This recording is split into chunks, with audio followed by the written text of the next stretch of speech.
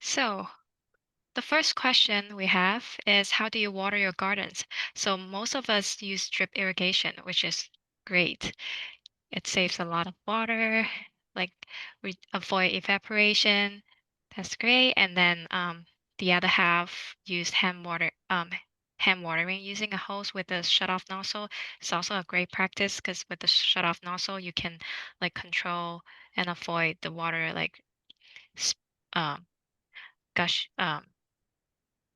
gushing out when the hose is not in use. And second question, do you use compost and or mulch in your gardens? And most of us, yes, they do use both. They use both mulch and compost in their gardens, which is great. And the other half, and one third of them, they only use compost. And the third question, what type of water-wise edible plants interest you the most? So most 83% of us want interested in vegetables, for example, tomatoes, peppers, and kale. And some of us interested in herbs, for example, rosemary, thyme, oregano. And question number four, what is your biggest challenge when it comes to growing edible plants? So it's pretty even, like not enough space. Um, the challenge would be don't know how to water efficiently and don't know how to choose the right plant and other. So I wonder what the other is. If you want, you can put in the Q&A or in the chat to let us know what's the other challenge you have. Question number five. How did you hear about the webinar? So mostly from Sunnyvale social medias. Great. And most of us are joining from other Bay Area city and some of us joining from city of Sunnyvale. Oh, I forgot to share the result. Here we go. Okay. And I'm gonna go ahead and share my screen.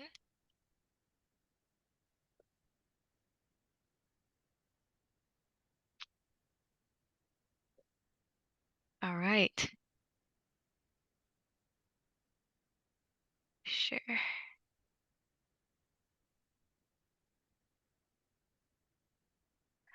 All right. Good evening, everyone. I'm Claire Wong with the City of Sunnyvale, and I'll be moderating tonight's program along with our co-sponsor, Bosca, and our instructor, Loretta O'Brien. I want to welcome all of you to our class. So before we begin the program, I'm going to provide some guidelines for successful participation in this webinar. First, all attendees are muted by default to reduce the background noise to the presentation. For tonight's class, you can put your questions in the Q&A, and I'll read out the question to Loretta during the end of each section, or during the end of each section, you can also click this raise hand button to ask your question. And this illustration shows where you can find the raise hand button and the Q&A button. It's on the bottom of the screen. And I'd also like to note that this webinar is being recorded and will be made available on Basca YouTube channel. Now that we have that out of the way, I would like to share a little background on Basca's landscape education program. Basca is a special district that represents the interests of 26 cities, water districts, and private water companies, all of which purchase wholesale water from the San Francisco Regional Water Supply. Basca member agencies collectively serve over 1.8 million residents and 40,000 businesses in San Mateo, Santa Clara, and Alameda counties. And Basca's goal is to ensure a reliable supply of high quality water at a fair price for our agencies and their customers. Consistent with the goal, Basca provides a regional water conservation program to support our agencies in improving water efficiency. So this landscape education program is one element of that conservation program. While we have made significant strides in water use efficiency in the past decades, there is still more room for improvement. Outdoor water use represents the single largest untapped opportunity for water conservation in the Basca surface area. Outdoor water use reduction through the use of water efficient plants and innovative techniques can help conserve water and ensure that future water supply needs for our communities are met. So here's a few highlights on additional conservation programs that may be interest to you. Valley Water has several ring barrel rebate options. You can get up to $35 for installing a ring barrel, 50 cents a gallon for installing a cistern, and $1 per square foot of a rain garden. Basca has a newly redesigned landscape rebate program, which provides rebates to customers of participating water agencies for replacing water incentive lawn space with water efficient landscaping. Basca also has a I Heart Gray Water program, which gives residents up to $200 in rebates for connecting a washing machine to a gray water irrigation system. Next, there's the Basca Long Be Gone rebate, which gives residents various rebates for transforming their lawns and making them more water efficient.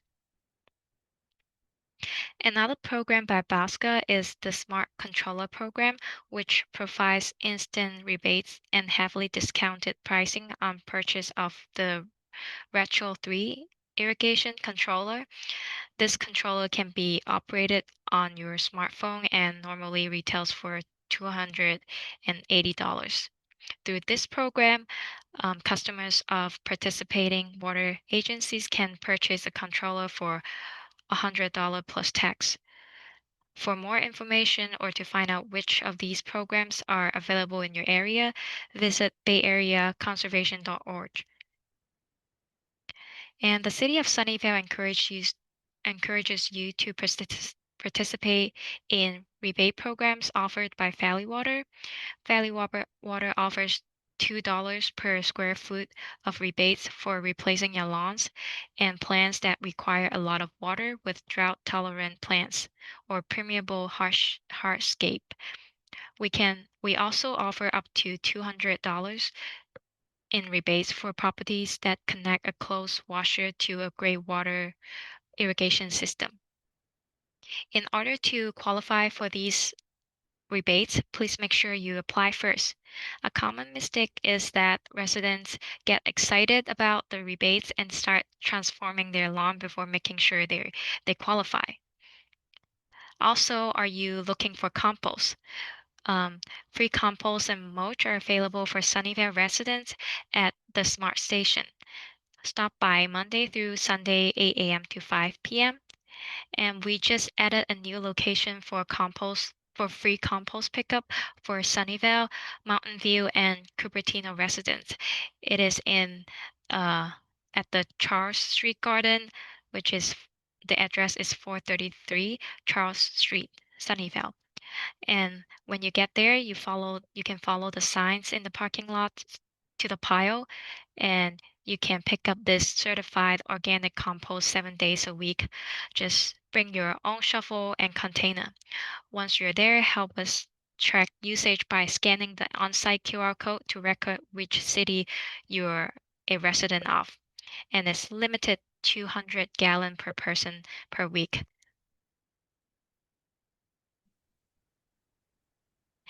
Additional information on water-wise gardening can be found on southbaygreen.gardens.org, where they also have some landscape designs and templates as well. It is a great way to get some ideas before you go ahead and apply for those rebates. Here is a snapshot of the water-wise gardening website. Um, It provides resources to support residents in water efficient landscape renovation and management. Resources include a gallery of gardens with plant identify, plant selection tool, and even a watering calculator. If you enjoyed tonight's program, we invite you to check out our upcoming webinar classes. You can view the full schedule and register at bayareaconservation.org. If you're interested in staying up to date with Sunnyvale's Environmental Services Department, make sure to subscribe or follow us on social media. Feel free to scan these QR codes or search using the green text provided here. We share tips and tricks for living sustainably in Sunnyvale, as well as rebate information and upcoming events.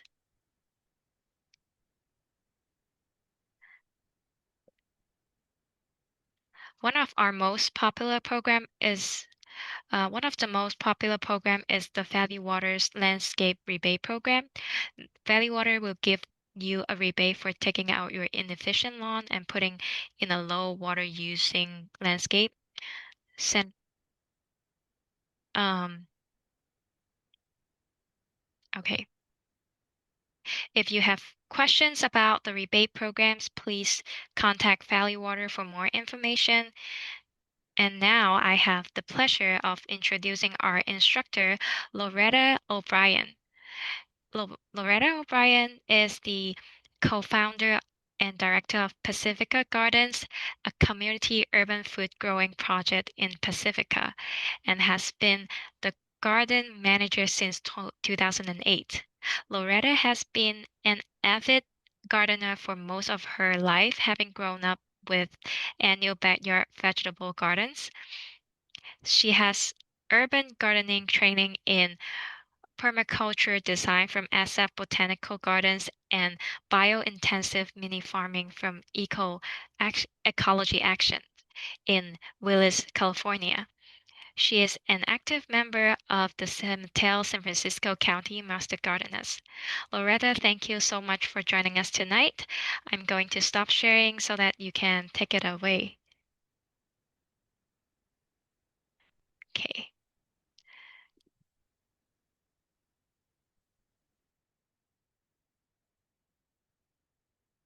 Hey, so I should be shared. Everybody can see okay? Yeah, I can see it Great. perfectly. All right. Thank you so much, Claire. It's a pleasure to be back talking about edible gardening. As Claire said, I am the co-founder of a fairly large food growing project in Pacifica. We founded it in 2008, and so we're just finishing up our 17th year.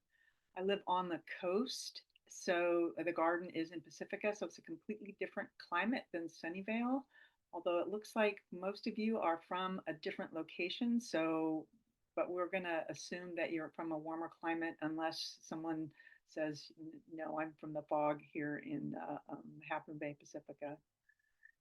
So we have a few. We'll talk a little bit about just a review of water conservation principles for the edible garden.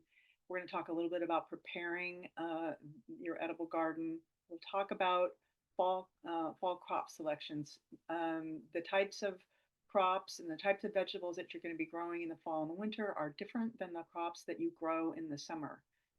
Also have a section where we're going to talk about cover crops for water conservation and soil health, and then also too they play a huge role in attracting pollinators as well. We won't have time, but I do have on this slide presentation a little bit of how to make compost. It sounds like the city of Sunnyvale has a great opportunity to get organic compost, and that's a great resource. Let's talk about a few of the water-wise principles, just some common sense that most of us have lived in California for a while. We already know these things, but we just need to be reminded, and we can actually then kind of hone our skills to making sure that we're saving as much water as possible while growing a healthy garden and then also to taking care of our soil. We want to avoid using overhead sprinklers. I saw from the poll that almost everybody has drip irrigation. That is the best. Sometimes the drip irrigation it can be a little bit costly at first, but once you get it installed and get it functioning, it is actually the most efficient and way to water your garden. And then you can also hand water. There's lots of nice wands that you can use and start and stop so you don't waste water between beds.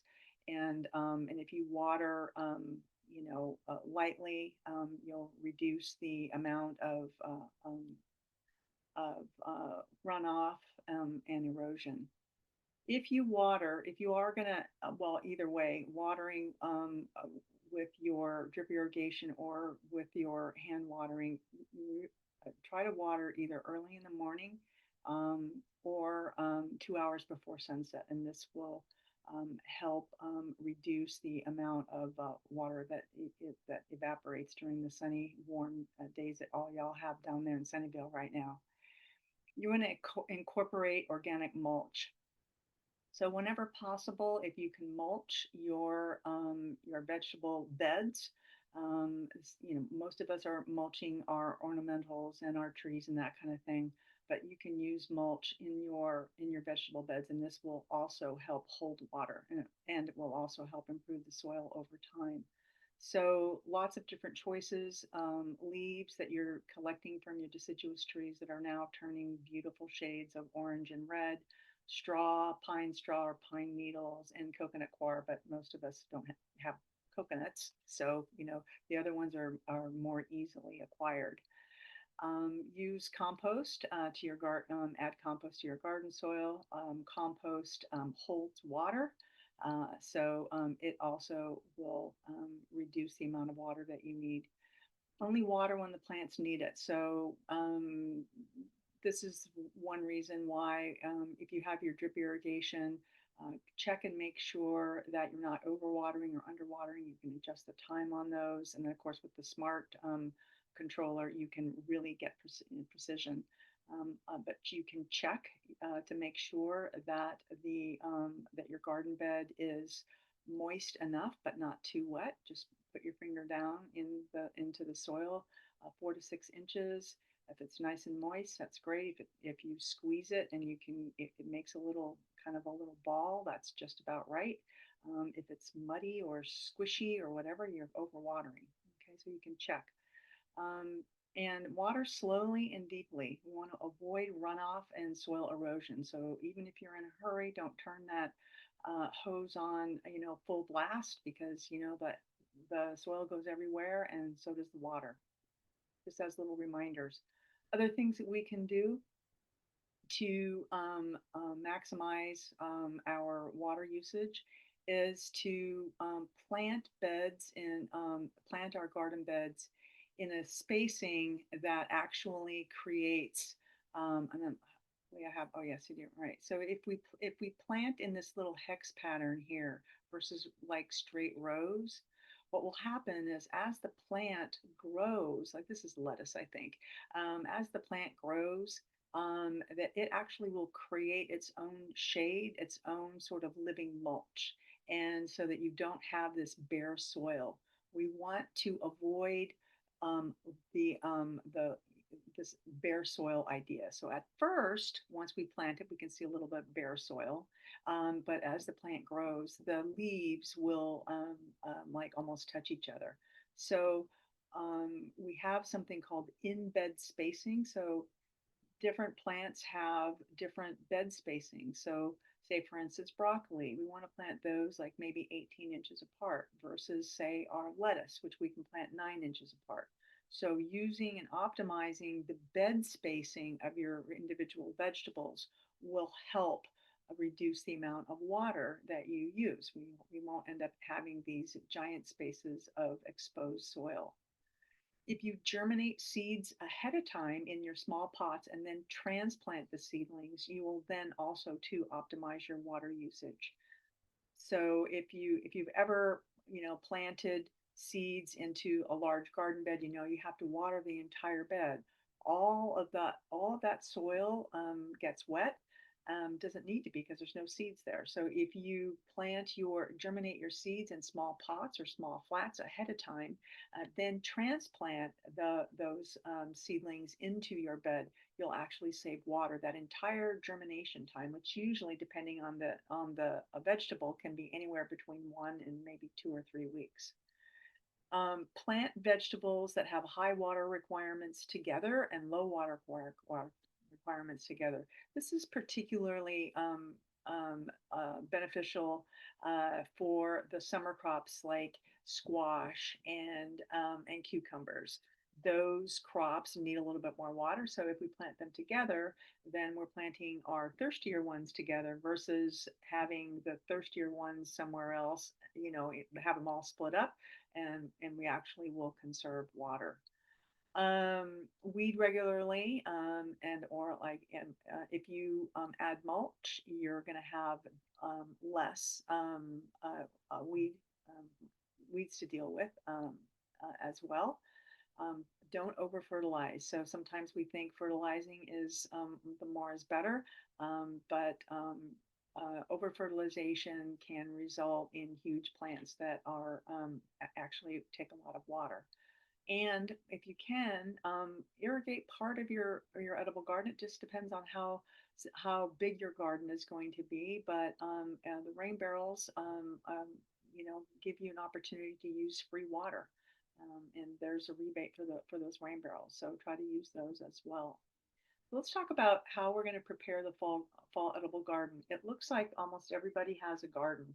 Just from the poll, there might be a couple of people who don't.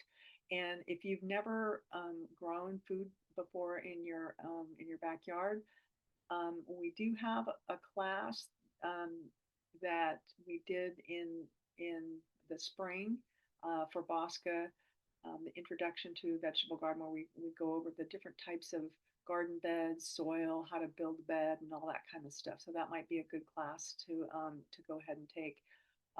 This class is going to concentrate on a fall gardening, assuming that you kind of probably had a garden throughout the summer.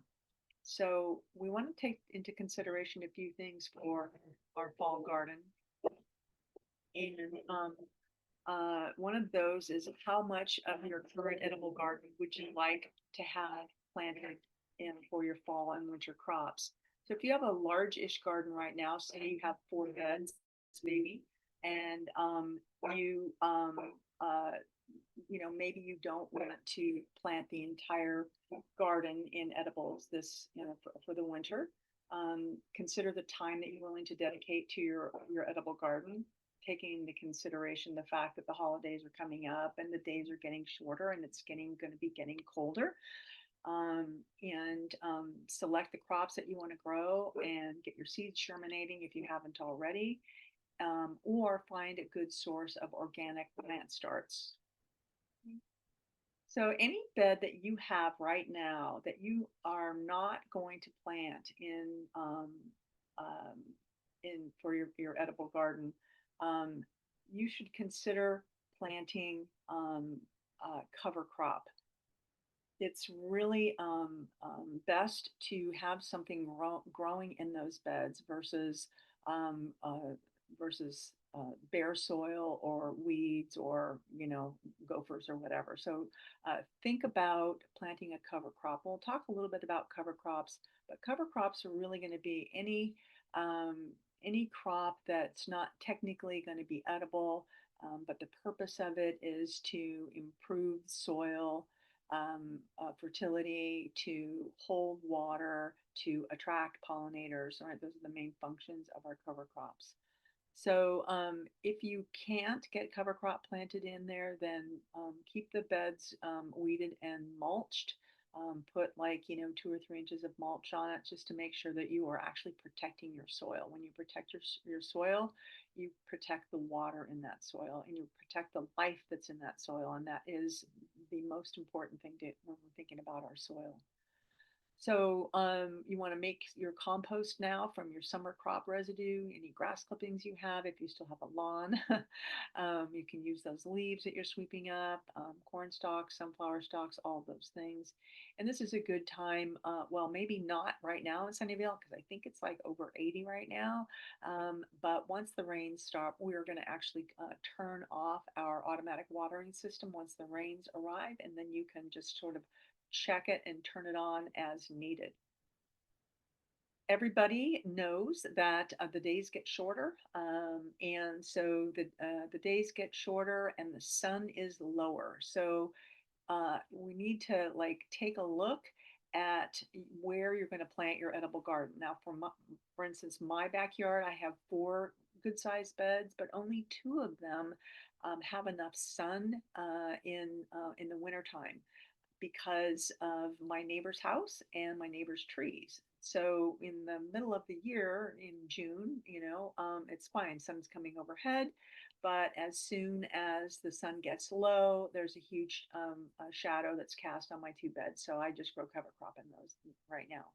Okay, so keep in mind the Bay Area day length in December is still about 9 hours. Okay, but this may not be enough if there's any barriers. So look for a place, in your garden where you're going to get the most sun. Kind of like start looking if you haven't already figured it out. Examine the shade issues that may arrive. I just talked about nearby houses and buildings, trees, fences, etc. Okay, these may actually block sun to your garden, and you actually do need full sun for many of your fall crops. So find the sunniest locations, preferably a southwest location. So fruiting vegetables like beans and squash, and we'll talk a little bit about whether it's okay to plant squash right now, but they're going to need at least 6 hours of full sunlight. Okay. Root vegetables require somewhere about between 4 and 6 hours, and cool weather crops and leaf crops, they need about 4 hours. Okay. Certain leaf crops will do okay in partially shaded areas. For instance, two really good candidates for that are like arugula and lettuce and spinach. They'll actually do pretty well in partial shade. So at this point, we want to be considering the daytime high and the nighttime low. Okay. So cool weather crops planted in warm fall weather may need some shade at first. Now, for those of you that are in 80-degree weather right now, we're going to be talking about the cool weather crops that we kind of think of them like the cabbages and the kales and broccoli and all of that. Right now, 80 degrees is a wee bit warm for them. And so, get them in, but think about the idea of adding something called shade net.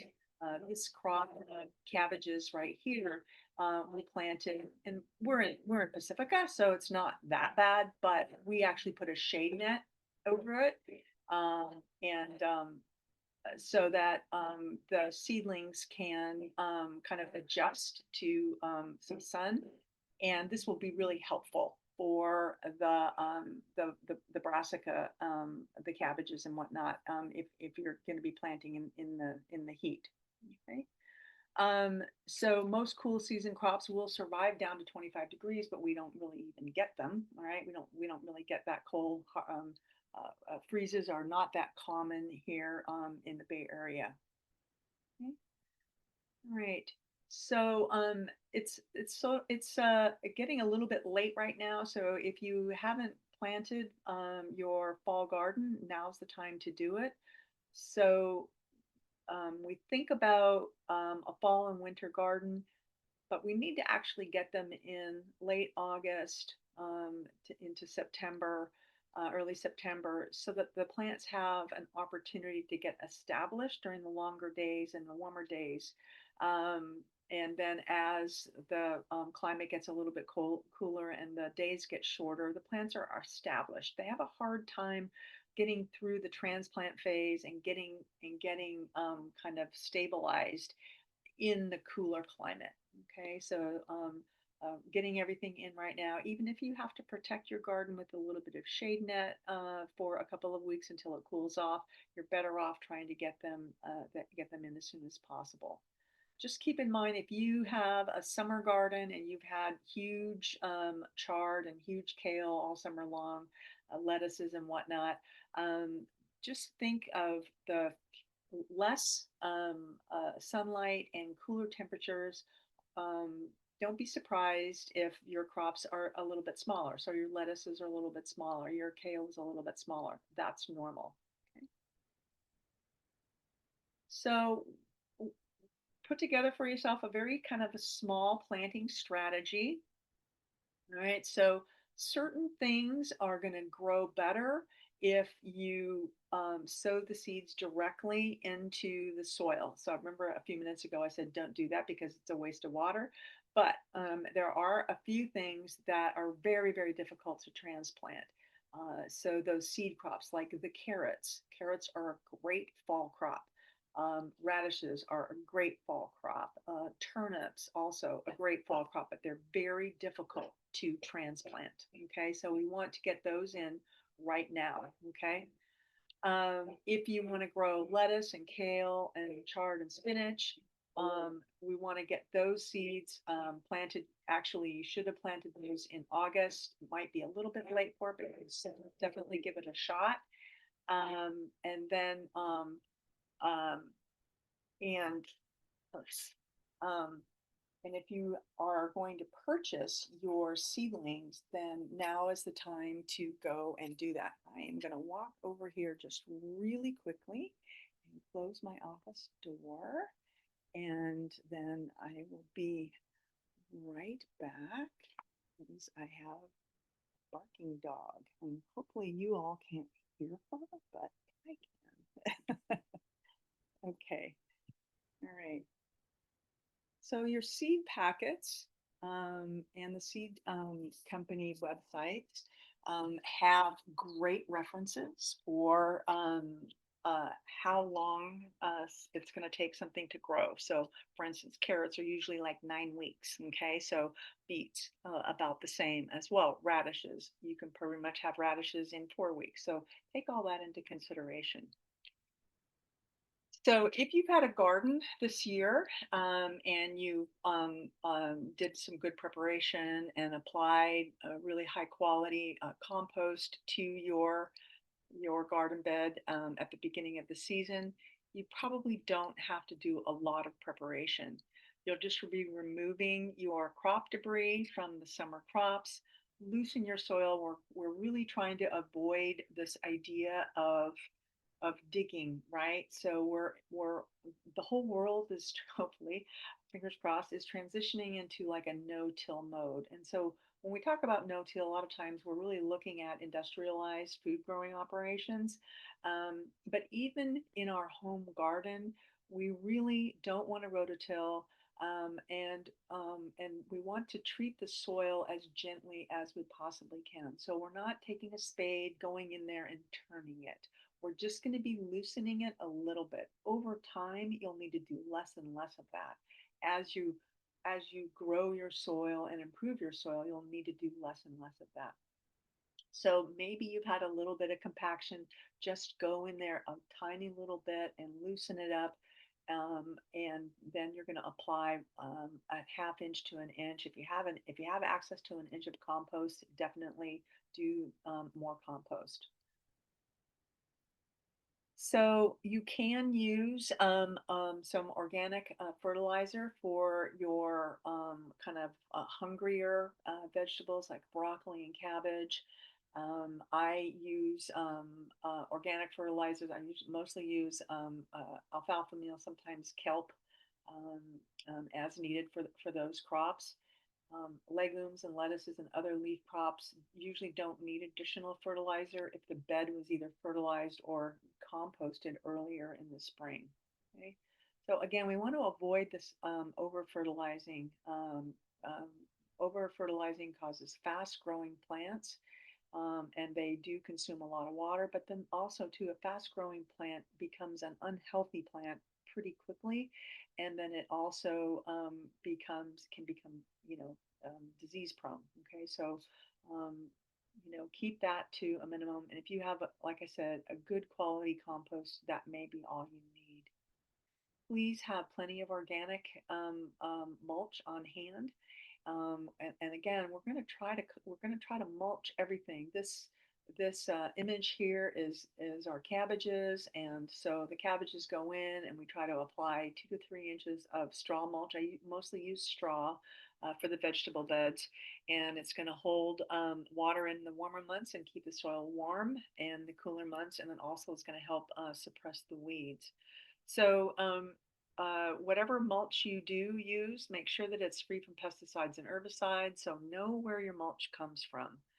So, we can gather or purchase it if we have to purchase straw. Rice straw is the best. And you can get leaves, from your deciduous trees that are falling. The leaves are now falling. Pine needles as well. And like I said, coconut coir. So I'm going to stop here for a second here. So are there any questions on anything that we've just gone over before we start talking about plant selection? Yes, so we have three questions. Okay. The first, let me read out the questions for you. The first one, oh, it's more a question for me. Is San Jose in Basca? So depending on like which which water you're receiving from, because there are two water system in San Jose. One is like San Jose Muni water, and the other one is San Jose Water Company. So, city of San Jose, like the municipal San Jose municipal water system is in Basket, but San Jose Water Company is not. So I hope that answer your question.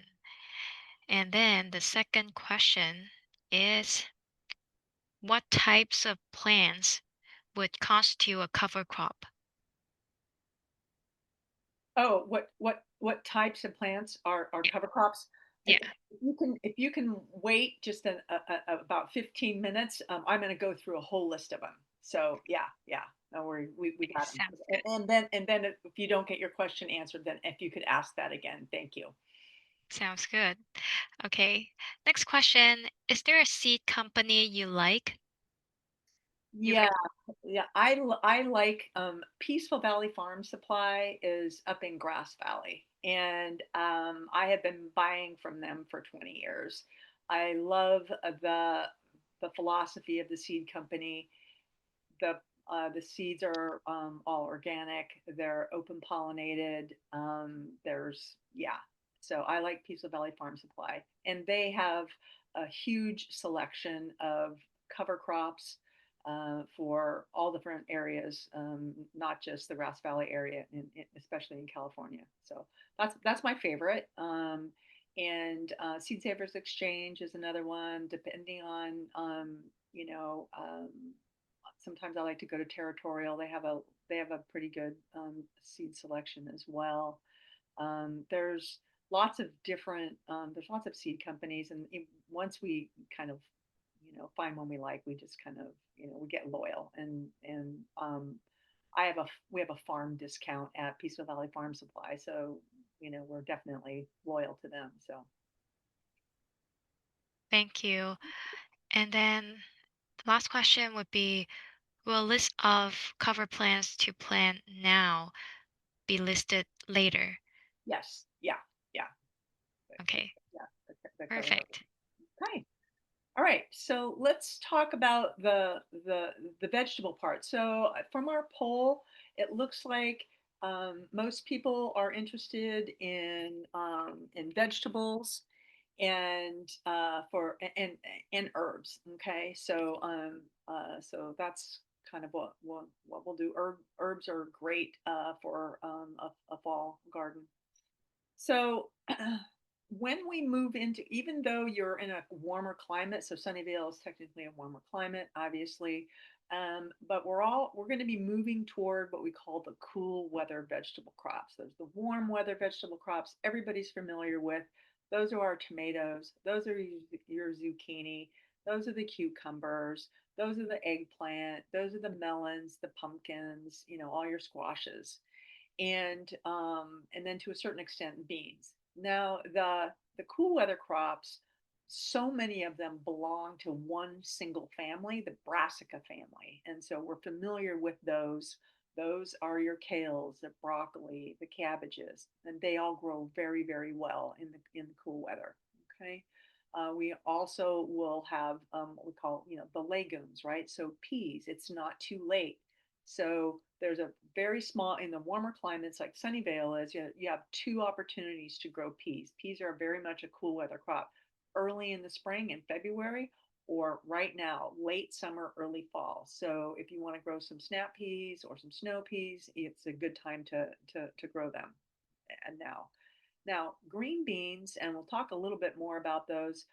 Technically, they're sort of like done. If you didn't get them in August, sort of the second or late crop of beans, it's going to be a little bit too late. But it's not too late for fava beans. So I don't know if you know what fava beans are. If you've had fava beans before, they're a bean that can grow in all winter long. So there are a couple of fast growing, cool weather varieties of zucchini and cucumber that I have actually experimented with. And in sort of like this late kind of summer, early fall, you may have some luck with it. If you have never planted a fall garden before, what I would recommend is to start small and to plant things that are most likely to be successful. So again, those are going to be your kales and lettuces, chard, beet, carrots, all of those that are pretty straightforward. They're cool weather vegetable crops and they're pretty easy to grow. Okay. And then kind of toy around with climate change and some of these other varieties of zucchini and cucumber maybe next year once you kind of get a better idea of what you're doing. But it's your garden, you can do whatever you want. So the leaf crops are great for a fall garden because you can kind of do what we call continually harvest and succession plant. So there are certain plants that we call continual harvest ones like chard spinach, where we go in, the plant gets so big we actually just, as the plant grows up, we just start harvesting a leaf at a time. Okay, so you can have chard that say you plant right now, and when it gets big enough, you start taking the little leaves off, and the plant gets bigger and bigger. Same thing with your kale, same thing with spinach, same thing with collards, and same thing with most lettuces. Right? So then you go out and you harvest your salad or you harvest your greens for the day, and you have what we call a continual harvest. And so which is different than succession planting. So succession planting is actually planting like a couple rows of something like arugula. Arugula is a perfect example of something that does well with succession planting because it's fairly fast growing. So plant a couple of rows of arugula. A couple of weeks later, plant another couple of rows of arugula. The same thing you can do with radishes and even um, turnips or the small little Tokyo turnips. Those will do very well with succession planting as well. So these are like the faster growing ones. Mustard greens grow pretty quickly too, and so if you like mustard greens for your green your greens dishes, which I do, I think it's great. Oh, I just love mustard and spinach together in my paneer. It's just great. Anyway, on it goes. So you can succession plant with those as well. So two things to extend your fall garden are continual harvest crops and then succession planting. Succession planting takes a little bit more planning, but if you're just starting for the edible garden, then I would say maybe just want to do a few vegetables that are really good for the continual harvest. Um, so certain leaf crops will actually require a little less light. I mentioned that earlier, specifically lettuce. So if you have an area of your garden where you kind of know that there really isn't really going to be the best light, then that's a good place to put your lettuce. Then you can put your broccoli or something else that's going to need a little bit more sunlight in the sunnier area. Okay. I will say, especially in the warmer part of the South Bay, that your lettuce and your arugula may need shade All right, so looking at that shade net thing, especially arugula, if you've ever grown arugula before, and it gets too warm, it tends to bolt. And as soon as it starts to bolt, the leaves, although they're completely edible, they get pretty spicy. They can be a little on the hot side. Some people say they're a little bit bitter. If you like that flavor, no problem. But the plants will bolt. So certain plants, certain vegetables that we want to kind of be aware of that um, in the warmer, hotter climates that have a tendency to bolt. It's going to be arugula and also broccoli. Okay, so just kind of keep that in mind. Um, so the leaf crops from the beet family. So again, we were talking about the brassica family. Now we'll talk a little bit about the beet family. So in the beet family, we're going to have, well, beets and chard and spinach, all the same family, and they are predisposed to what we call leaf miner. Leaf miner infestation, if you've ever seen it before, this picture right here, this slide here, where it looks like the leaf is burned or sunburned, that is an indication that you have leaf miner. Leaf miner is actually caused by a tiny, tiny little white fly that goes on the backside of the leaf. All right, lays a little egg. Those little eggs like actually turn into little larvae and they go into the plant between the layers of the leaf and they mine it, right? And so it looks like that, right? So it's the little tiny larvae are in there eating away. They're actually kind of gross if you ever like peel it apart and take a look at it. But once you have a leaf miner, it's pretty tough to get rid of it. Leaf miner is really only active in the warmer months. Okay, so as soon as we start dropping into the 50s on a regular basis, right? That leaf miner, it's too cold for them, and so they're gone. But up till that point, I strongly suggest, and I do it here on the coast side too, even though I'm in the cooler climate. I agribon. I use it's called agribon. It is a floating row cover, and it will prevent the leaf miner from attacking your very precious spinach, chard, and the leaf and the beet greens. Okay, so yeah, it's definitely a way to make sure that you get what I mean, you actually get your vegetables. Um, Kale. Okay, so let's talk a little bit about kale. There's tons and tons of kale varieties out there. I have a few favorites, but the nice thing about kale is if you have healthy plants, they're very pest resistant. That said, all right, that said, the most common thing for the kale to get is aphids, and that's usually at the end of life. You can kind of always tell when your kale is done because you start getting aphids.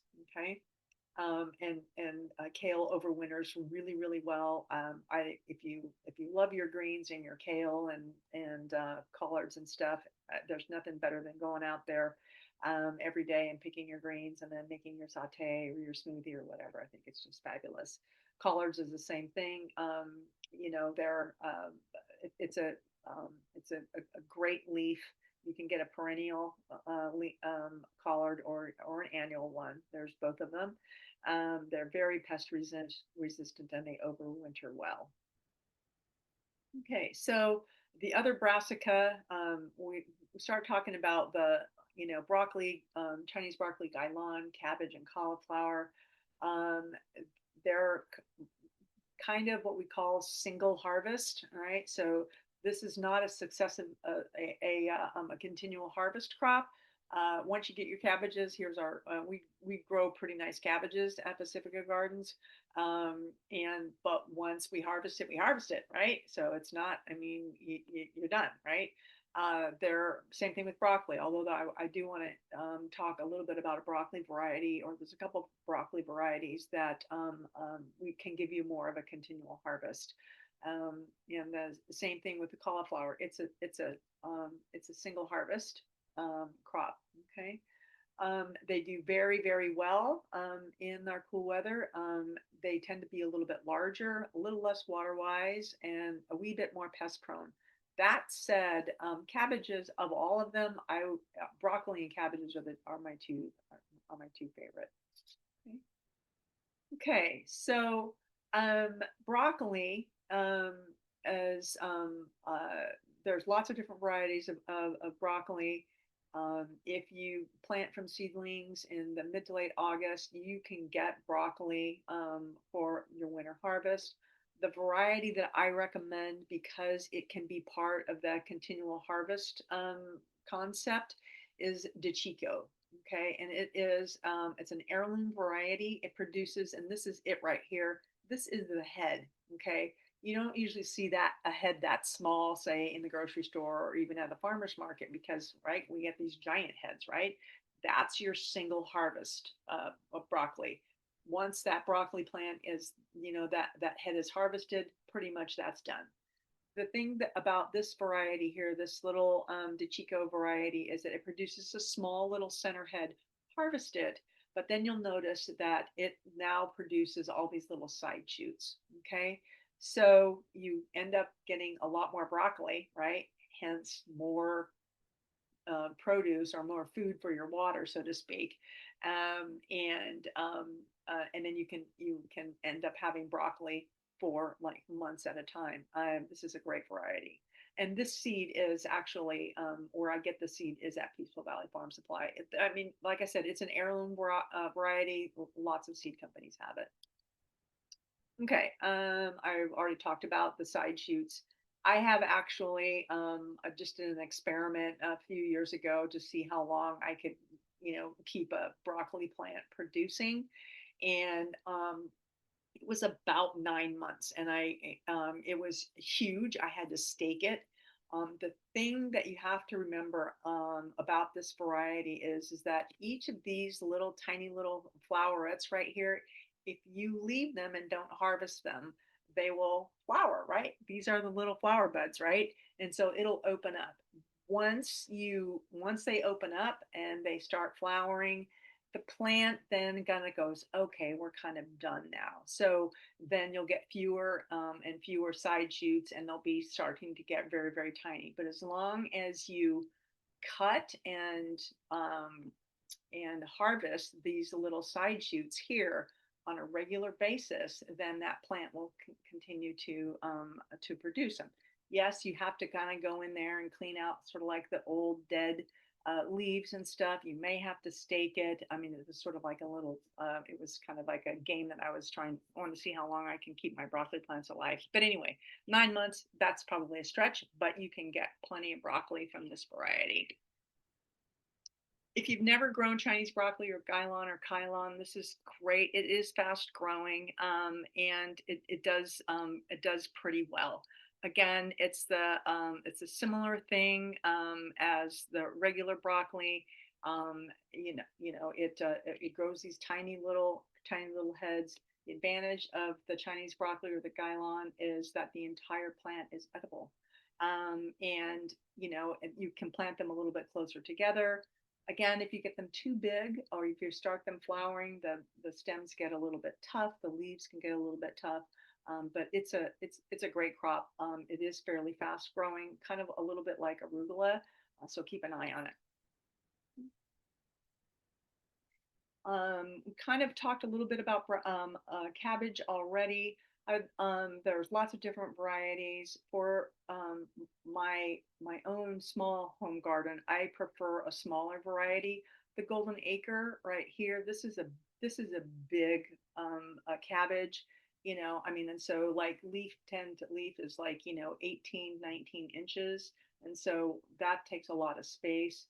The Red Express, which is this little purpley one here, is a little bit smaller. So you can also, it's an open pollinated seed that you can get from Peaceful Valley Farm. And so it's a little bit smaller. It's a red cabbage. It's absolutely beautiful, and it does better in smaller gardens. So depending on how big your garden is, that might be something that you want to try. Okay, so yeah, so again, as we said, cabbages are a single harvest crop. They store very well. So it's the great thing. It's not like lettuce, which will like you have to harvest it and you eat it immediately. Cabbages, if you end up harvesting six of them one day because they're ready, and you're like, oh my gosh, what am I going to do with them? They will store. They store fairly well. Other brassica that you might want to try are cauliflower, Brussels sprouts, kohlrabi, Savoy cabbage, and tatsoi. I have actually grown tatsoi before successfully, and also bok choy. They do very well. Again, cauliflower and Brussels sprouts. Um, Unless you absolutely, would just have to have them, they can be a little bit tricky. They're a little bit more pest prone. I wouldn't recommend them if you are just starting out. Get really good at growing broccoli and cabbages, and then you might want to do some cauliflower. Brussels sprouts, I feel like should be $20 a pound. They're really hard to grow organically, and they're very prone to aphids. So, but some people I know, some gardeners who just have to have their Brussels sprouts, and it's a challenge for them, and but they go ahead and do it anyway. It just depends on what you want to do. The root crops, we kind of mentioned them already. So carrots, beets, radishes, great. Rutabagas and turnips also will grow very well. But the three most common ones that are pretty successful in your backyard garden could be your carrots, beets, and your radishes. So they are going to do better if we direct sow them rather than planting them, as we mentioned, rather than planting them in a small pot or a flat ahead and then transplanting them. Definitely, you know, make rows, plant the seeds in there, and then you'll have to thin them out a little bit. Radishes are fairly fast growing. You'll get radishes in about 4 weeks, and you'll actually have time for a couple of, right now, if you start planting it, have time for a couple of crops of radishes. Carrots and beets take a little bit longer, so they're about 9 weeks, but get them in right now so that you'll have an opportunity um, to um, to actually have some beets for, say, Thanksgiving. Be great. Um, Beet greens, as long as they're not infested with leaf miner, are edible. But if you do harvest your beet greens, keep in mind that you're doing two things with your beets, right? You're growing greens to eat, and then you're also growing an entire plant to have a little beet below there. So only harvest one, maybe two little beet leaves at a time. You need to make sure that you have enough leaves that are growing that can photosynthesize, that can help produce the actual beet. Okay. So again, I already mentioned that the beets, like the chard and the spinach, are prone to leaf miner, and they're going to need a little shade net. I mean, they're going to need a little agribon. So we've gone over the brassica. We've talked a little bit about the lettuces, and we've talked a little bit about the chard and the beets, and the other root crops. So alliums. Okay, so bunching onions. This is not the right time of year to plant bulb onions, but bunching onions or scallions or green onions. It's there. You can grow those year round. Those they don't make a bulb. You can either purchase as the seedlings, or you can actually direct sow them, like you would direct sow your radishes, again in like a little row. What we usually do is we flat them in a big flat, and then we transplant them. So you're going to kind of want to get them to about 1 to 2 inches apart. If you plant them in rows, put the seeds like maybe a half an inch apart from each other, and then you're going to thin out. You're going to get probably, if they're new seeds, maybe 70-80% germination rate, so you'll have some spaces. Okay. So these are actually they're great. So bunching onions are terrific. Garlic is can be very successful. It's not quite time to plant garlic yet. October, November. Peaceful Valley Farm Supply is a great resource for garlic, and they have several varieties. If you've never grown garlic before, it's very entertaining. It takes a little bit of work, and you have to be patient because the the garlic that you plant in the fall, you will not actually harvest until probably around late May or June. Okay, so but garlic is a great fall crop. Chives, if you want, the easiest allium to grow in the fall is chives, and it's, well, obviously we consider it an herb. You can plant it from seed. It does very well. You can actually go to a reputable nursery and get chive plants, and they're perennial. So they'll you give them a little compost every year. They'll keep growing, and they do very well in pots. So if you have a smallish garden, or if you have your herb garden on your deck like I do, it's a great crop to grow.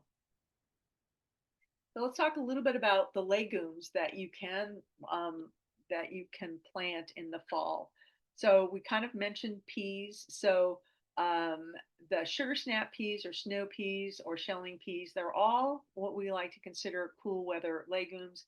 We have a small window for the warmer climates in California, so like the Sunnyvale area. So like now, even though it seems ridiculous, but now is the time to get them in because it'll be cool. It'll be cooled down by the time the plant is producing.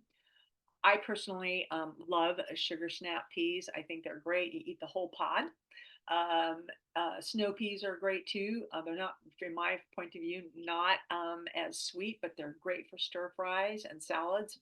And shelling peas, I'm not a fan of shelling peas personally because it's just too much work. But they can also grow well um, in the fall garden. Okay, so when we're doing our peas, they can be either transplanted or direct sown. I usually grow like 4 or 5 little plants in a 4-inch pot, and then I transplant them. Again, I save water. Okay. And then I know that I'm going to transplant the healthiest plants. I end up having better spacing. If I put, seeds like every 6 inches, not everybody comes up, and then I end up with the space. I hate the empty space and all of that exposed soil. So these are legumes are really good if you can, transplant them. So grow them up a little bit till they're about, 4 inches high, and then you can transplant them into your garden. So it's a little late to try to do green beans, but if maybe for next year, think about planting a late crop of green beans. The variety that does very well, it's a bush variety. It's called Provider. It's fairly fast growing. I'm sure there are other ones as well, but this one we're a food bank garden. So we're concentrating on maximizing the food production at the big garden. So this variety called Provider is the one that really does it. And we can plant, multiple crops per season. So our late crop goes in late August, and so it will then be producing, and then we'll end up with beans, say, you know, in early November. Okay, so green beans are something that can be grown now, again, so this is in the mid-September range. It's too late for us to do another crop. It may be too late in Sunnyvale, but think for next year, think, mid-August would be a great opportunity to plant some green beans. Fava beans can be grown anytime. Okay, so um, they we grow we're on the coast, so fava beans is sort of like the bean that grows all year round. You can use it as an edible bean or part of the cover crop strategy. If you've never grown a fava bean before, they're very interesting. Kids from the field trips that come visit the garden, they love them. They're a bit of work to open up. I mean, talk about, too much work. But you open them up, and then there's the bean inside, and then the beans are usually pretty big. I mean, they're probably, 3/4 of an inch. If they're an inch or more, that's probably, they get a little bit too tough. But then there's another little shell. If you drop them in hot water, you can split them out, and it produces this bright green bean that's just delicious in salads. The coast side is sort of famous for its fava bean salads in some of the fancier restaurants. So they're a little bit of work, but they're very delicious. And again, it's a bean that you can grow kind of all year round. Okay, so I already talked about these cool weather varieties of cucumber and zucchini. It's probably a little bit late right now to get them in, but think about them for next year. They're usually fast growing. They do well in cool weather, but the planting them in September may be a little bit late. Although there's a whole community of edible gardeners down in San Diego that grow cucumbers and zucchini, all the time in the fall. So there's experiment with it as you get better at it. Herbs are the perfect are the kind of the perfect way to begin a fall garden. If you are thinking to yourself, hey, I'm not going to have a lot of time as the fall comes in with school starting and the holidays and whatever, but you're probably going to be cooking. And so having a really healthy herb garden, even if it's just quote just in pots, mine's always in pots, and is great. So think about your parsley. Even though parsley is a biennial, it is not a perennial. So it'll last 2 years. But your thyme, sage, rosemary, marjoram, oregano, all of these things you can purchase as seedlings from a local nursery. They're a little bit more of a challenge to plant from seed. I've done it before. I had an herb start business, so I'm kind of familiar with some of the challenges, but they'll do really well. The one the one thing I will say about some of the summer fast growing annual herbs like cilantro and basil, those ones are going to be a little more problematic. But certainly your what I call your soup um, herbs, parsley, rosemary, and thyme, those are those grow very very well in the winter time. Okay, so and lastly, the good thing about the herbs is they're very water wise. Especially rosemary, sage, and thyme. They're yeah, they're and also too lavender. If you like lavender, there's several edible varieties of lavender as well. Okay, so this is a kind of like a capture of spacing, and you might want to just screenshot this if you want so you can see if you're going to be doing your in-bed spacing. I took this information from How to Grow More Vegetables from John Jevons and the California Master Gardener Handbook. If you have either of those, you can get these in-bed spacings from that resource as well. And you kind of will have an idea of how long they're going to be in the ground before you're going to be able to eat them. Okay, so the things that are going to grow faster, obviously your beans are going to grow faster. um, let's see, the carrots are going to take a little bit longer. Chard is going to be pretty fast, and so you can kind of gauge how long it's going to take for the vegetables to be edible. Okay, so if everybody's had a chance to screenshot that, then like I said, there's like lists and lists of this type of information.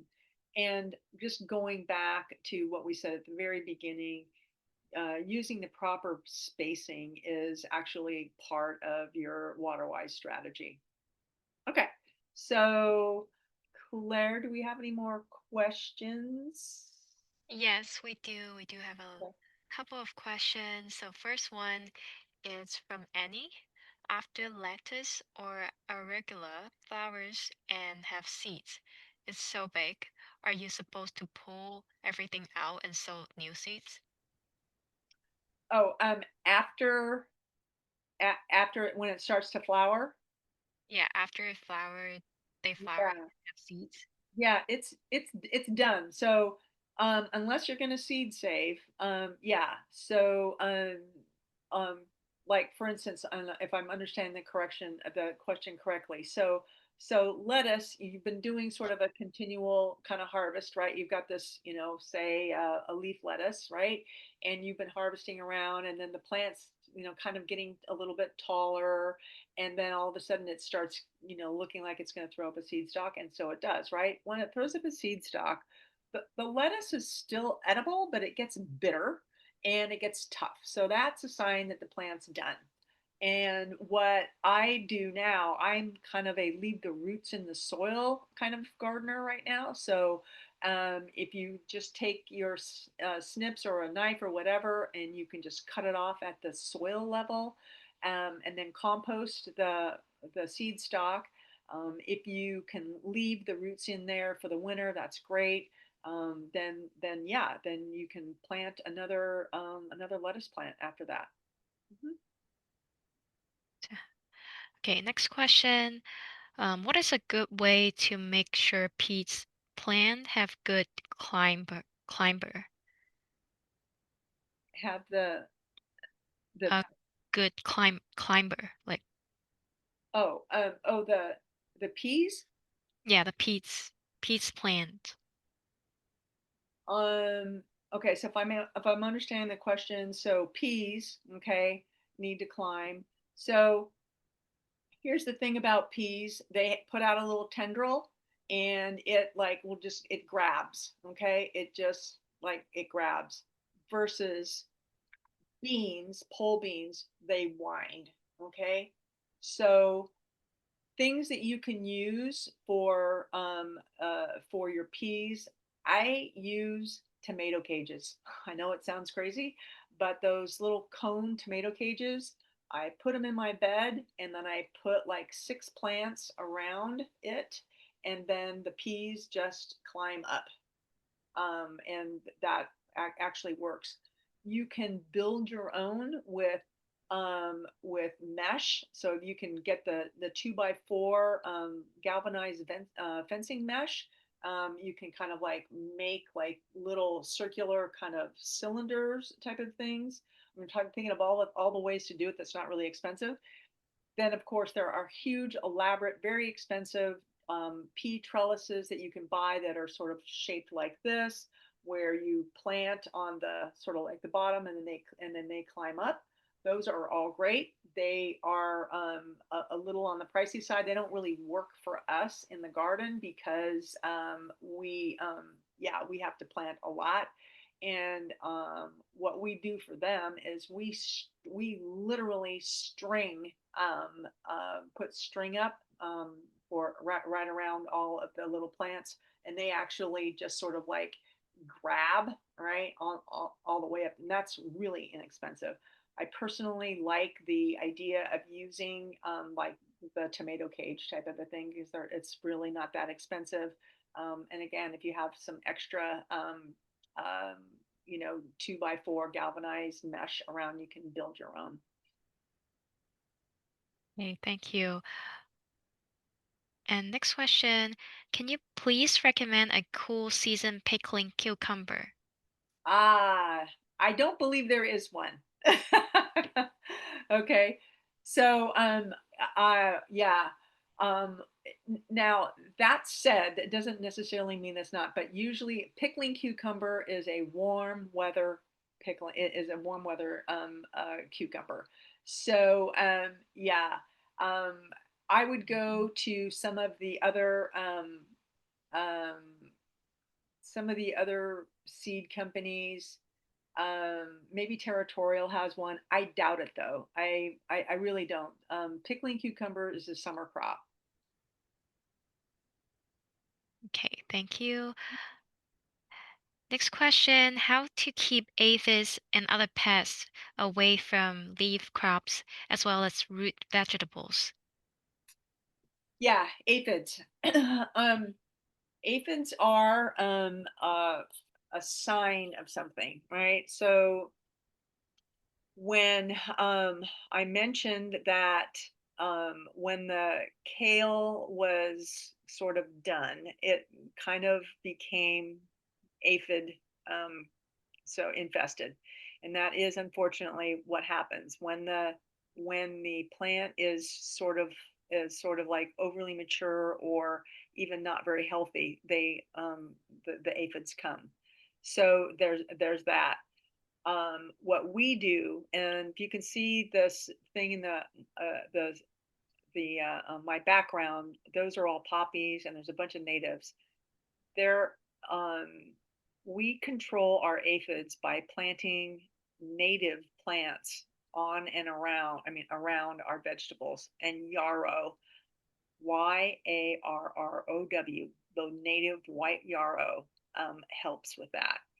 So, yes, that trying to do it organically is a little bit of a sort of a it's a process, right, of improving the sort of diversity of plants in your garden. So, increase the diversity of plants in your garden by planting some native plants is also really good. Making sure that your plants are very healthy, so if you planted a plant that really wasn't particularly healthy, it looked like it was going to struggle or it's been struggling or whatever, that might be a sign that it's just not going to, do very well. The other thing is that there are some organic um, sprays that you can get for aphids. Um, when we have aphids that we really want to get rid of, we literally, and I know Claire's going to go, "Oh my gosh, water!" We actually we actually take a strong spray of water and spray off the aphids, and they usually do pretty well. But there's some insecticidal soaps that are certified organic that we have some success with when we need it. Um, but we have had this past couple of years, we've done really well um, with our aphid infestation because we've been increasing the diversity of native plants in and around the garden. It's yeah, it's a thing. So hope that helps. Okay, the next question is kind of answered already, but I'm gonna still say it out loud in case any other participants interested. So the question was, what do you call the plant cover to stop leaf miner? And it was called Ara Arab Arabon, Yeah, agribon. Yeah. Agrabon. Yep. So in case anyone is interested, that's the name of that plant Yeah. cover, Agrabon. And then next one is a shout out. So Bobby shout out to seat libraries at public libraries like San Jose Public Library. Um, they they offer free seats for the community um, to pick up.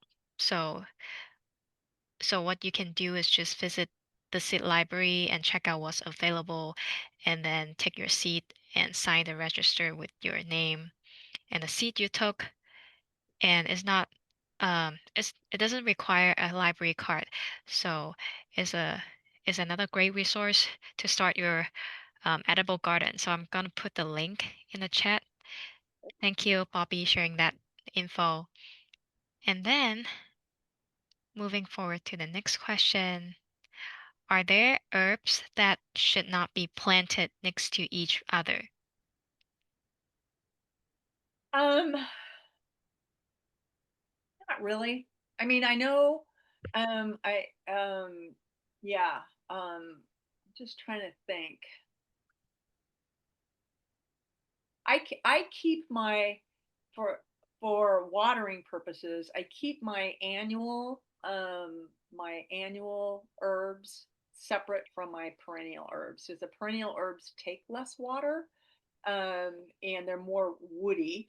And the annual ones like cilantro and dill and basil, they all take a little bit more water, and their life span is a little bit shorter, or quite a bit shorter. So they're going to be pretty much gone at the end of the season. But in terms of like, are they going to like not be happy with each other? Not so much. The one thing I will say is lavender is unique, in that well, the thyme and rosemary, those are all have the same kind of origins in terms of like oregano, kind of like the Mediterranean. But lavender is requires really, really, really well draining soil. It loves like um, sand practically. Okay. So if you plant lavender um, next to something, or the soil that you're going to need for your lavender isn't necessarily going to do very well with something else, like, say, for instance, your rosemary or something like that, which will actually grow in clay soil. So that's kind of like the only thing that you would kind of need to take into consideration. So, is it an annual? What are the soil requirements? Um, and I'm just trying to think. I think in the Master Gardener handbook, there's a whole chart on soil requirements for all the different types of herbs that might. Of course, you can probably Google and find it too. So, All right.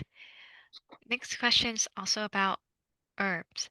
So they say, if I don't use a lot of herbs, how much should I plant so as not to be inundated? got it. Okay. So, yeah, yeah. So if you're first starting out, so like pick the ones, again, we're going to be planting the ones that are the perennial ones, right? So not cilantro, not basil, not dill. Okay. Those are all the early annuals, right? So like, pick three that you want, that you think that you might want to use, right, in your cooking, if you make soups, or whatever.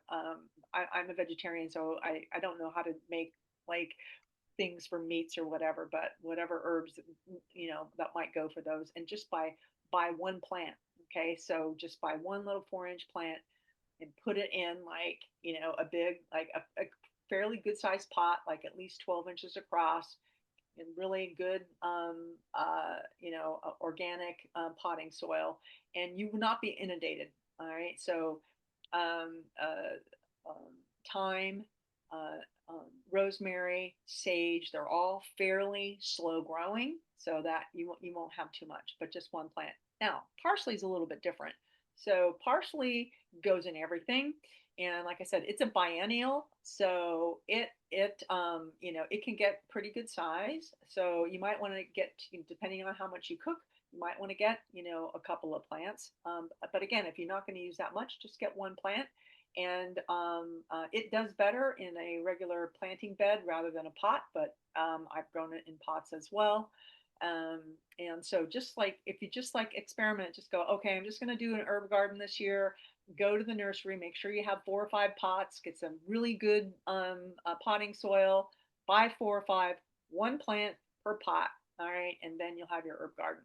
So, All right.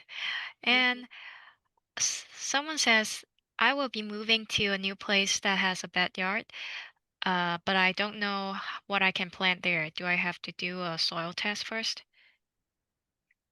Right. So, yeah. Um, Ideally, knowing what the history of the soil is, is a good thing. So if it's your standard backyard, you might want to find out what people have been growing or doing. Certainly, if you suspect that there's been any heavy use of pesticides or something like that, you might want to, definitely, get it tested. If there's any possibility of lead or arsenic, or whatever, you want to definitely want to get it tested. So the soil testing for fertility, that's completely different. Um, uh, you know you can do some of this on your own. You can do the home testing, not as accurate, but can kind of give you an idea of the three major nutrients, your nitrogen, your phosphorus, and your potassium. And to get an assessment with that, you can actually, like, there's how to determine your soil type, ways you can do it on your own. Master Gardeners has in on their website a couple of links to that. You can probably Google it and find out. There's what we call a ribbon test and whatever. You can kind of almost determine the type of soil all on your own. But yes, do some type of assessment. That said, and full disclosure, I've been living in this house for 25 years with my backyard. I have never tested my soil. I, dug into it. I knew and determined that, it was going to need some organic matter. Most of our soils here in California, if they're in a regular backyard or whatever, or, wherever they've been abused, they probably don't have much organic matter. So things that you can do right away are start adding compost, grow cover crops, which we'll talk about in a second, and kind of like get your soil structure, improve your soil structure so that you will use less water and you'll have more nutrients. But I know that's a really long-winded thing about testing. But you are going to need to determine certain things about your soil ahead of time. Thank you. And then next one is my beats do not remain hard or fill in. What's happening? The beets don't what? Do not remain hard or fill in. So they're soft. Huh. Yeah, Neelam, would you like to elaborate more? Yeah, I can unmute you yeah. if you raise your hand. Okay, you're unmute. Hi. Yeah, so my beets, they do not feel like there is, the flesh doesn't go hard like the one that you get in the store. Um, it's not like that. They remain soft. And And when I pull them out, it feels like they are done, but when I pull them out within a day, they just go soft. yeah, I've never seen that before. That doesn't mean anything. So how are the leaves? Are the leaves normal? Is there any kind of like little tiny? Yeah, they're normal. Okay, okay, There was a little infestation, I would say, but I kind of got rid of it.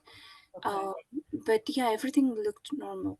I did see the leaf miners though, but I removed the leaves and in time, and then it did not increase. okay, okay. So um, could be watering, could be depending on how. Do you know how? I mean, when you remove the leaves, were there? Did you remove a lot of leaves? So like, as in, there wasn't enough leaf structure left for the plant to grow the beet. That's I no, not a lot. Removed few that were infested, but that's pretty much it. okay. So, in the interest of time, what I'm going to suggest is if you can take pictures of it. And so you're in Sunnyvale, but you probably Sunnyvale is in Santa Clara County. Santa Clara County Master Gardeners has a helpline. And if you take pictures of it and send it to them with your question, somebody from the helpline will like take out all the books and research it for you. Perfect. Yeah, we'll do that. Okay. All right. That sounds good. All right, Neelam. Thank you.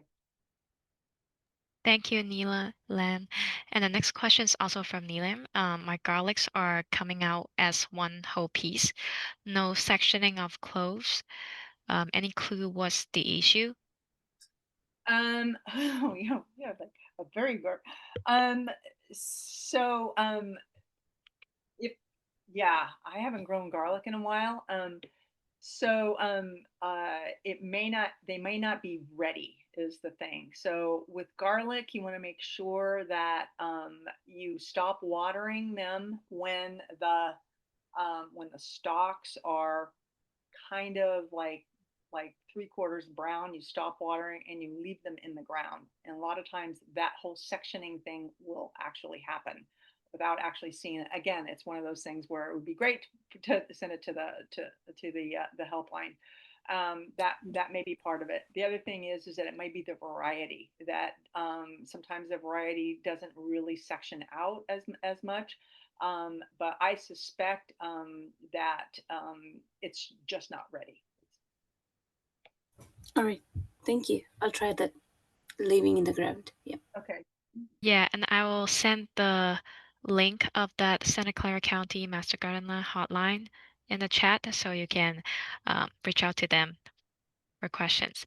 And the last question is what is a good cover crop mix from Peaceful Valley? Okay. All right. Next, it's next slide. Okay, perfect. Okay. All Move, right. let's move on. I promise. Cover crops next. Okay. All right. All right. So let's move on to cover crops. Okay.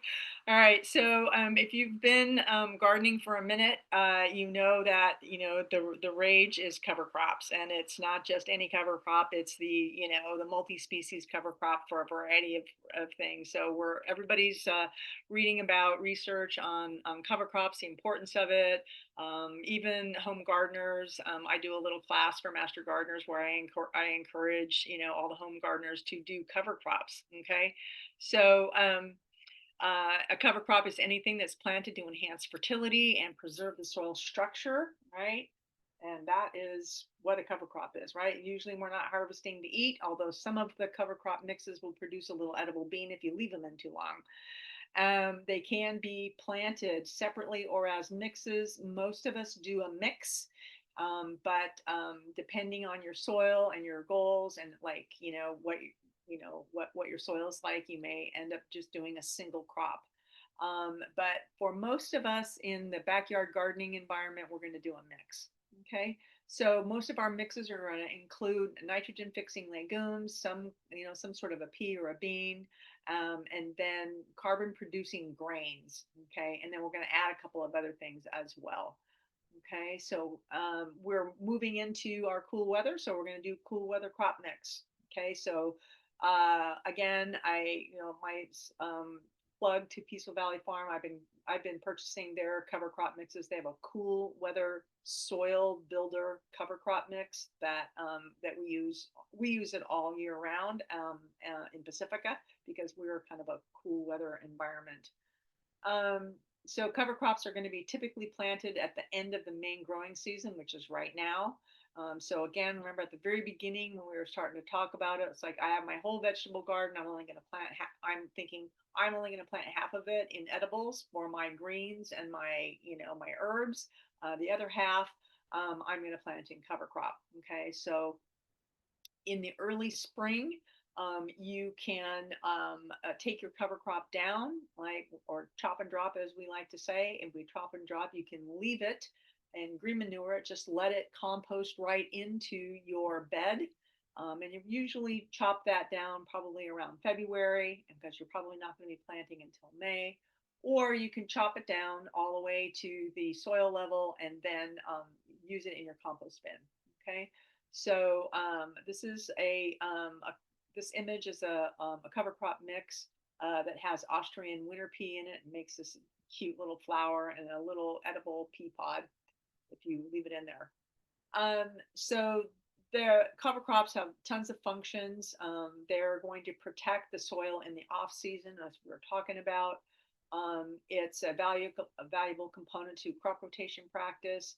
So at the big garden, we usually do this thing where we will make sure that we plant continually. We don't rest a bed.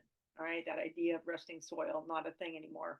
So anytime we're not going to be able to, if we're not going to plant something, so for instance, we're taking our cucumbers out next week, we're going to plant a cover crop in it. Okay, so and then in the springtime, we'll be able to plant whatever we want in there. The cover crops are going to help improve soil structure and fertility. So the nitrogen fixing legumes, they are going to nitrogen fix, right? So the bacteria that are in the soil are going to help with taking atmospheric nitrogen from the atmosphere and putting it into the soil. Cover crops prevent soil erosion. All right, so that is, especially if you're on a slope, that is important. And specifically for the purposes of this class, which is the water wise, the cover crops hold water in soil. And there is like, I recently saw a demonstration of water running through, it was designed by a retired scientist, water running through soil only, water running through soil with mulch, water running through soil with cover crop planted in it. And just like, and all the water is this little, these little tubes, right? And just the, all the water coming down at one time at the same amount of water, and then measuring how fast the water comes out. And it was like the most amazing thing in terms of understanding how much water can be held in soil that is cover cropped. It was just, it was like, okay, I got it. Never mind. I'm not even going to debate it anymore. Okay. Cover crops are going to help suppress weeds, right? So if you have this, these, giant stickery things that keep coming up in the wintertime, plant some cover crops, you'll actually have quite a bit less of that. Again, we're holding our water in the soil. And the other thing is like cover crops are going to maintain the microbial life. Now, we haven't had a chance to really talk too much about the soil food web, but again, soil food web is definitely getting into our vernacular, where we're looking at ongoing, thriving soil biology. Okay, so once we pull out our plant, our main plant, say our cucumbers or whatever, if we just leave that soil there and we don't water it and we don't, whatever it gets dry, the soil life will die, right? We want to prevent that from happening, and cover crops can actually help with that. Okay, so let's talk about the legumes. That can be your fava beans and your peas, right? They're going to help fix nitrogen and also produce some biomass for your compost. The grains are going to grow a lot of organic matter right into the soil. Then there's a couple of other things, roots, like daikon radish. Okay, so daikon radish is a cover crop that we recommend now for heavy clay soils. So if you have heavy clay, you're going to get a mix that has daikon radish into it, or you're going to get a basic mix and then add some daikon radish. Okay. The cover crops are going to attract beneficial insects. So when we have cover crop growing, in fact, this image that's behind me in the way back bed in the back, you can see yellow flowers. That's a bed that has cover crop growing. You cannot imagine, like these little yellow flowers from the mustard that we put in there just attracts all different kinds of pollinators, the bees and the beneficial other beneficial insects. Okay, so again, I know I don't have to, like, I know it is my thing. It's really important that we kind of integrate cover crop planting into our backyard gardens. Okay, so things to put in them: fava beans. All right, so bell beans. Now you can buy all of these things separately. Okay, I for for us, as backyard gardeners, I would buy them as mixes. And again, Peaceful Valley Farm Supply has them by the pound. Okay, and you don't, and so you can just buy 1 pound if you want, and then it will have like 3 or 4 things in it. Okay, so but we're going to go through the things that are in it. So usually there's going to be a fava bean or a bell bean. Bell bean is basically a smaller variety of a fava bean. Okay, and they will nitrogen fix. The thing about the fava beans is that when they nitrogen fix, um, uh, obviously at some point the plant is going to pull up the nitrogen so that it can build the beans. So we need to cut it down before it like starts making beans, right? So you can, if you're going to use it as a cover crop, or if you're going to use it to actually nitrogen fix. Okay, so fava beans they have a great stock that is wonderful for your compost bin as well. I love, okay, fava beans. So here, for somebody who's asking what other things, so fava beans, Other nitrogen fixers are vetch. So this image right here, this is vetch. Vetch can get a little bit climby, but produces this really darling purple flower that attracts beneficial insects. Also, too, you can get biomaster peas. They produce a lot of biomass. Okay, so if you're looking to produce a biomass for your compost, the biomaster peas is a good one. Austrian winter peas also excellent. Bell beans, again, that's a small fava bean. Now, alfalfa and clovers, those are perennials. Okay, all right, so usually you're going to take your alfalfa and your clovers and you're going to plant them separately. They usually are not in a mix. Okay. Anyway, so yeah, I think I probably did that. Grains. Okay, so cereal rye is my favorite. All right, then there's a couple of oats that are really good as well that you can add to your mix or buy them separately. Okay, so grains have a really long root system. They literally grow carbon into your soil. Again, ideal for that clay soil. So if you have heavy clay soil, um, grains are going to be great, especially the rye. Here we are. We're literally harvesting some kind of barley here. So anyway, um, mature stalks add high carbon biomass to your compost pile, so there it's also really good. Okay, so and like I said, many cover crop mixes will contain grains. I almost always add additional cereal rye to the cover crop mix that I buy. Okay, so so the cool weather mix that if you like I well speaking of if you go to Peace Valley Farm Supply, they have tons and tons of cover crop mixes and you can read about them. But usually they'll have three legumes and they'll have two or three grains. Okay, so it's a good mix and it's the cool weather and they sometimes they have them as organic and some of them are conventionally grown. You have to make a choice. Sometimes they're sold out. So and then they'll have what we call the soil builder one, and so that soil builder one is has the nitrogen fixing legumes in it, and then it also has the grains that are going to help grow carbon into the soil. Okay, um, and let's see. I think that's it. The two things that are not in the mixes now, but that you can buy separately, and you can buy again. You might be able to buy them by the ounce. We buy them by the pound, but is agricultural mustard and daikon radish. If you have clay soil, daikon radish is really a good thing to grow. And also, too, daikon radish is edible, just by the way, and they're beautiful, right? They're these beautiful long white radishes that are edible, but they send down a taproot and they break up soil. They're really good, and we have clay soil, so we use it all the time. And the agricultural mustard is great.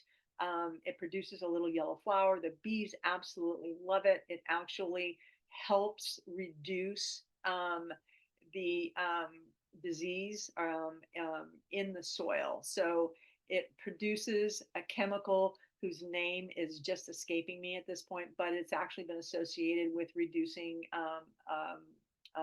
pest and disease in the soil. So those are additional things to add. Okay, so when you plant your cover crop, um, let me see. Let's see what else we have on this slide here. Um, yeah. Okay. So when you plant it, you'll clear your bed, and then you can kind of like chop up the soil a little bit. Again, you're not digging. And then you're if it's a mix, like make sure that you mix it all together. You're just going to broadcast it evenly all over the bed.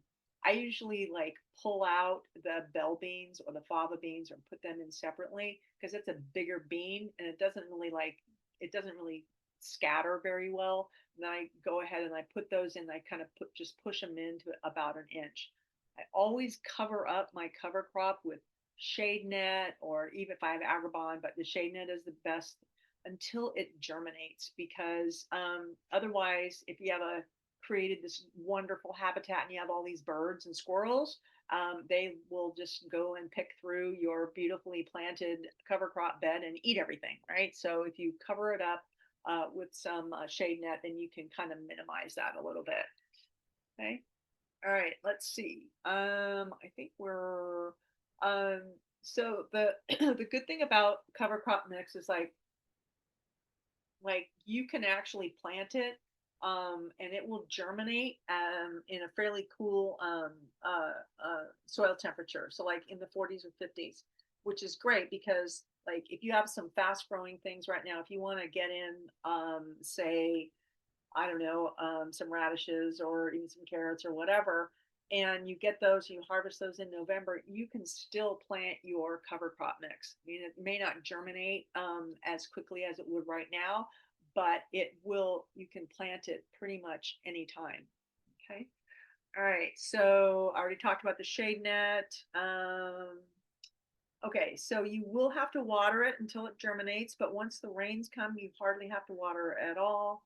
And you can weed it if you want, but usually you don't have to do a lot of weeding. Okay. All right. So um, hopefully I've answered the questions on what to put in a cover crop mix. Again, you can like the seed companies that sell cover crop mixes, they will list what's in there. You're going to be looking for a combination of legumes and grains. And again, I always add those other two because I have clay soil and I like what the agricultural mustard does for my pest control. So I add the mustard and the daikon radish. And depending on where I'm going, I might actually add a little extra cereal rye. Okay. So if you kind of just want to think about this idea of planting your cover crops for sort of like your job toward sustainability, I just talk about the 50% rule. Think about your whole garden for its whole year, and think, okay, so 50% of that total year, and it can be in different chunks, right? If you have cover crops planted for your soil improvement, for attracting beneficial insects, for creating crops for your compost, then you're taking a huge step toward that, right? You're improving your soil, you're creating habitat for all the necessary beneficials that you need. And again, then you're actually producing your own compost crops, if you will. Okay. So that is that. Okay. So, right. And we are out of time, I think. Yeah, we're getting out of time. Oh, this is perfect. Okay. Questions about cover crop in whatever. Yeah, I haven't seen any questions in Okay. the Q&A section. Okay. So if anyone has questions, you can raise up your hand or put in the Q&A. I do have one question for the cover crop. So it's mainly for unused bed, but Yep. if I want to use that bed for like growing lettuce, for example, do I pull out all those cover crops if it's Oh, a wheat cover crop? yeah. So what you'll do is you have your given garden area. All right. So if you any area that you decided that I'm not gonna grow a fall crop or fall winter crop, don't just let it sit there. Plant a cover crop in it. Okay. Now, any area where you want to say plant lettuce or chard or whatever, don't plant a cover crop there. Okay. So So just go ahead and plant. And then if you think about it, for the spring, that you can switch, right? So the area that you had cover crop in, now you can plant your vegetables, right? And then the area that you planted in the fall, vegetables or lettuces or whatever, then you can plant some cover crop in that bed as well, so that you kind of switch. It's like a crop rotation. It is helpful. Um, some people actually, uh, and I've not been particularly successful with this. It's a little hard to manage, but you can like take your cover crop and just sort of cut it down, right? So if I want to plant a lettuce that's in within the cover crop, cut cut a space, right? Then you can put your lettuce or whatever in there. I find that the cover crop usually grows back. It shades the lettuce or whatever is growing, and it just is a little bit of a nuisance. So I like to do, this is a cover crop bed, and this is a vegetable bed this year, and then next year or in the springtime I'm going to switch it. Does that help? Yeah, that's helpful. Thank you. Anything else? So, okay, so I'm going to, so I added this one section on compost. We don't have time to go through it, but I will say that if you have the time and you have the space, that um, growing your own, composting your own, making your own compost in your own backyard is really a great way to improve your soil, reduce waste, et cetera, et cetera. And obviously, we're using compost, we're using a ton of compost. And I know that there are classes that can be taken. I know sometimes it's a little bit difficult to, get a composting system set up, but once it's set up, you're pretty good. Okay. So the thing I like about my own backyard compost is I know what's in it, right? It's it's my food scraps.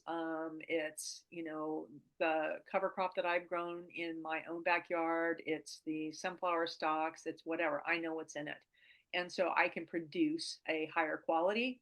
In my opinion, anyway, a higher quality compost. I also know that it hasn't been exposed to any pesticides or herbicides. Or any other plant diseases. So the municipal composting systems right now, what they do is they heat things up, which kills all the pathogens, which is great. We need that. But what happens is that the healthy microbes that we need for healthy soil also die as well. So that needs to be repopulated.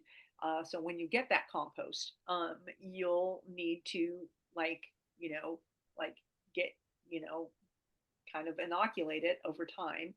That soil will then become health. I mean, that compost will become healthier and will be actually become living. So that takes a little bit of work. And I know that there's ways that you can do that with biologically active teas. I know some of the municipalities are kind of now doing that with their compost, which is great. Okay, so these are all things that are going in the right direction. I've just been composting for so long that I can't imagine not doing it. So, and is my compost perfect? No. It's just, I've just been doing it for a long time, and it's been a very long time since I've purchased compost. So anyway, you can do it. Anyway, we don't have We time. do have one question, two questions from the audience. Yeah. Do you want to take that now? Yep. Okay, so the first one from Thiro Zawa, um, sh they asked, do you ever cover the cover crops to kill? To kill, uh, like, So, would you like to, Thiro Zawa, if you like, would you like to elaborate it? I can yeah. um, unmute you to talk. Yeah, yeah, you're unmuted.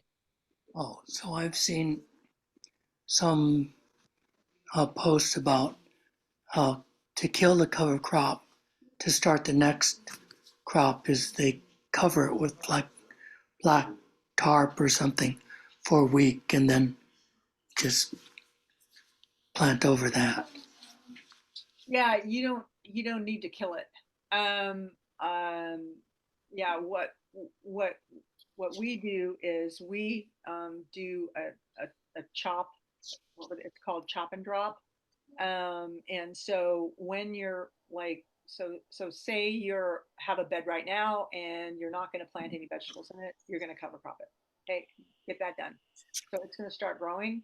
So right around February, what will happen is that you're going to be getting close to there'll be probably the mustard will be blooming or whatever, and it's time to take it down because you want to get ready. So you're going to get ready for your planting in kind of May.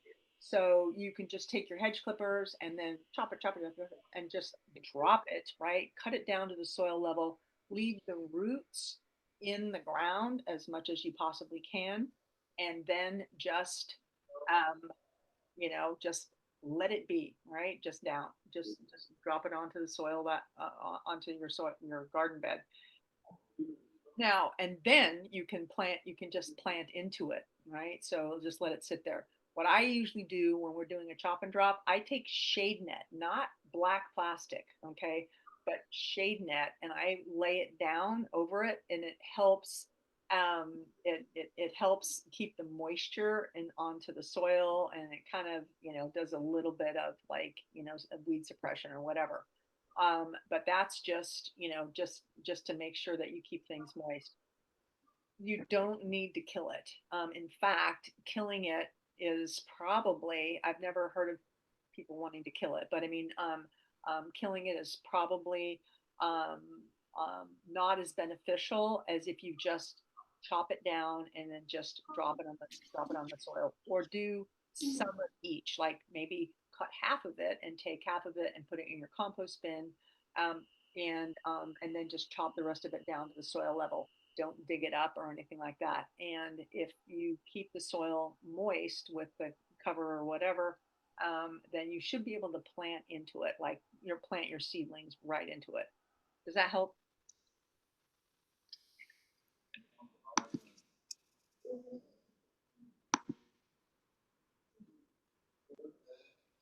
You're Uh, unmuted. yes, it does. Thank you. Okay. All right. Great. Thank All you right. for your question. Uh-huh. And then the last question is why 50%? So I think it's from your Yeah. previous life. Yeah. Yeah. The 50%. Um. Okay. So why 50%? So 100 years ago, I not 100 years ago, but I did my internship up at Ecology Action. I don't, if anybody knows who John Jevons is, he is like the grow biointensive guru, and he has this like they've been doing research there for about 40 years, and the bottom line is they would calculate into the garden plan every year the amount of compost crops. So how many fava beans, how many beds of fava beans? They had 100 beds, right?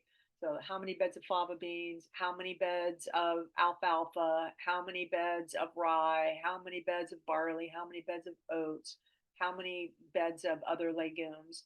And in order to produce enough compost for that garden, right? So to make it like a sustainable kind of an effort. So they took them a really long time to calculate it. And at the end of the day, it came out to be roughly 50%.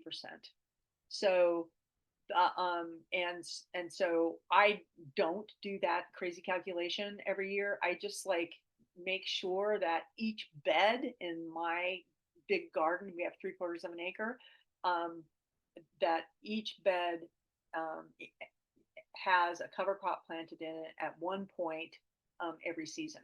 Okay, so that quote approximately 50% of the time that bed will be growing in cover crop, and then that way we can produce enough compost for ourselves. So that's where that comes from. That comes from 40 years of like measuring and weighing and growing from John Jevons. Great. Thank you so much. It's Thank you everyone for coming today. Thank you, Loretta, for your knowledgeable presentation, very informative. And so here's Loretta's contact info and her Pacific Gardens. So if you would like to learn more about her work, more about Pacifica Gardens, you can visit them at www.pacificagardens.org. And they also looking for volunteer to learn and help grow food to support their community. So you can they contact you if they want to volunteer? Absolutely. Yep. Yeah, they can you can contact Loretta's email here, Loretta at Pacifica Gardens at .org.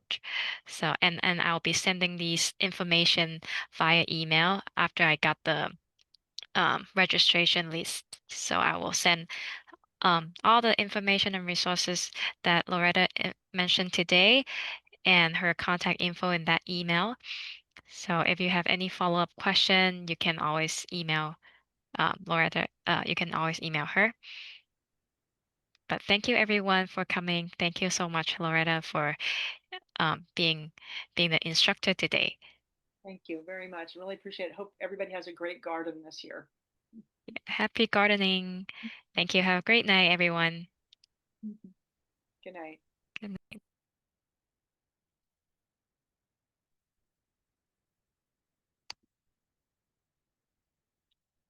Okay. Bye-bye.